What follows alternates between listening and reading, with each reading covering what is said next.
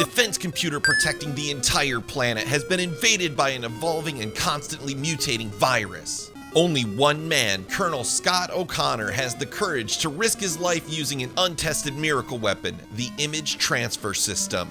Converted into raw data by the image transfer system, Scott is uploaded into the circuits of a giant computer and becomes an unlikely superhero, the Quantum Fighter.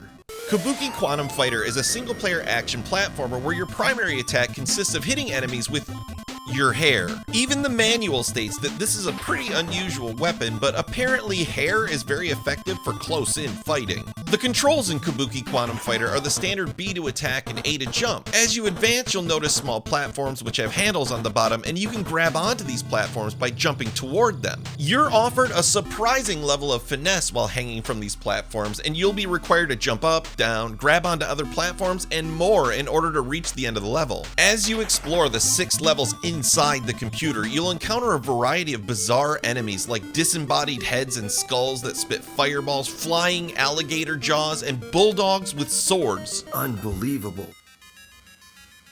They really are in there.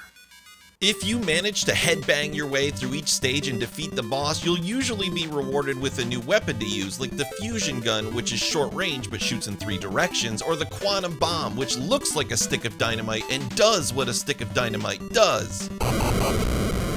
You can choose which weapon you're using by pressing the select button, and your ammunition takes the form of chips, which you collect by defeating enemies.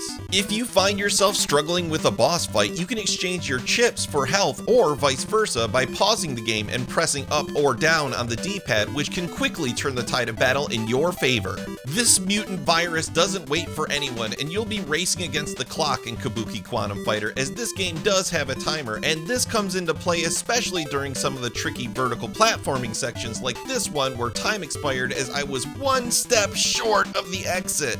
The story of Kabuki Quantum Fighter is difficult to follow and pretty nonsensical, but really, what do you expect from a game featuring a colonel uploaded into the Matrix in a Kabuki costume smacking robots with his hair? Kabuki Quantum Fighter really shines with its polished platforming, tight controls, and formidable level design. Even though I died quite a few times during my playthrough, I never felt that it was an unfair death, just poor execution on my part, and I think that's a trait Kabuki Quantum Fighter shares with the greatest platformers in the NES library.